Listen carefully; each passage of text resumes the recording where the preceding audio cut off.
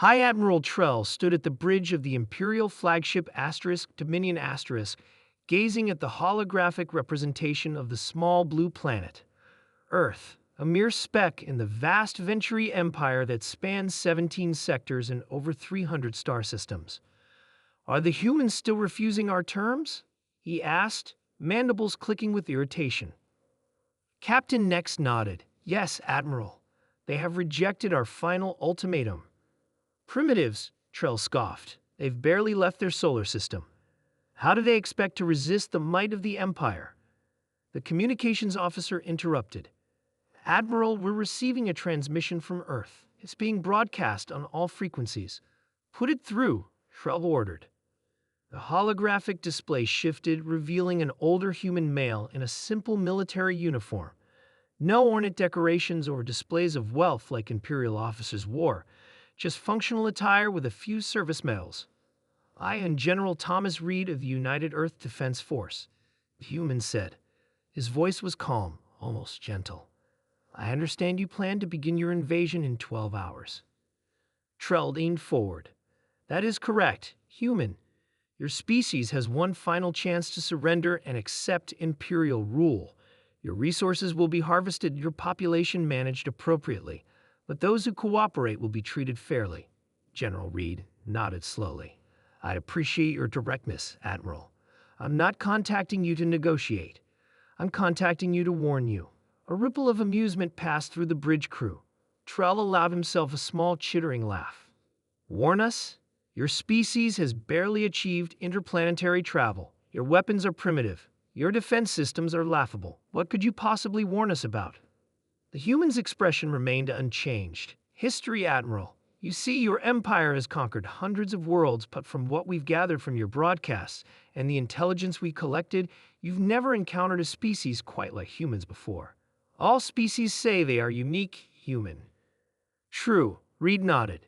"But I'm not talking about our biology or our culture. I'm talking about our relationship with war." The general's eyes seemed to darken. "Most advanced species evolve beyond warfare as they develop. They find peace, cooperation, unity.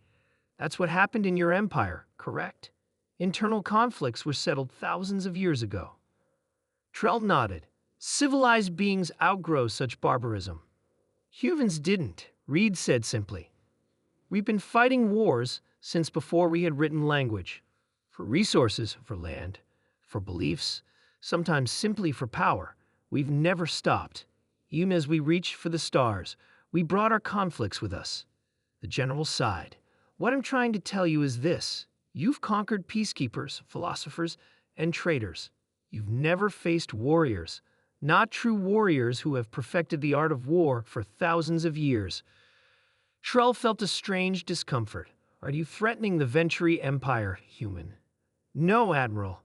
I'm praying for you." Reed's voice softened. "Because while your species forgot how to fight, ours never stopped learning how to win.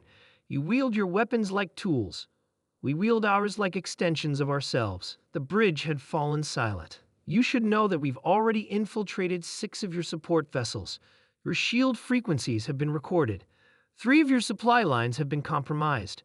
And the translation matrix you're using right now has been sending us every communication in your fleet for the past 17 days.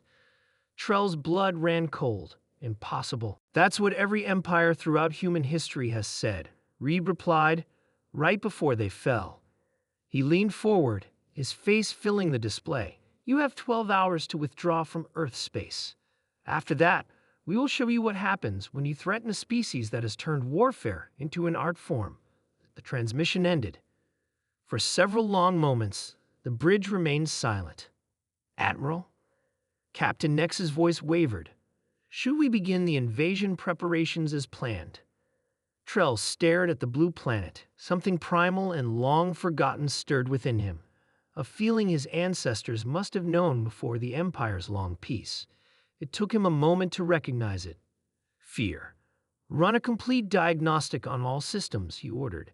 "Check the supply lines. Scan all vessels for unauthorized life forms." "Sir?"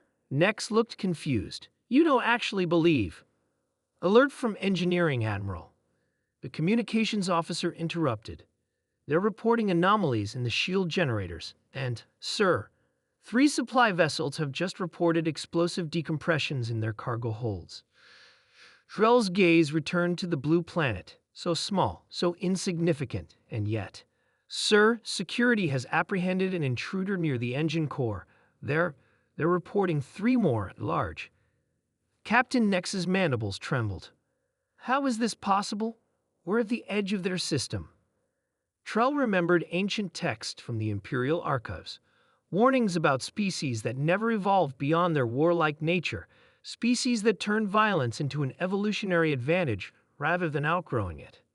Prey species that became predators. He made his decision. All vessels withdraw to safe distance.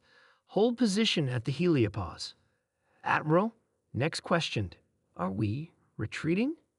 No, Trell said quietly, we're reassessing. As the Venturi fleet pulled back, Trell received a private communication. General Reed's face appeared on his personal display. A wise decision, Admiral, the human said. Perhaps our species can find a peaceful resolution after all. You said you were praying for us, Trell replied. Why? Reed's eyes held something ancient and terrible, the gaze of a species that had survived countless conflicts by becoming better at them than any enemy they faced. Because if we go to war, he said softly, your gods won't be able to help you, so I pray that you never have to learn what humans are truly capable of when threatened. The communication ended, leaving Trell staring at the distant blue dot.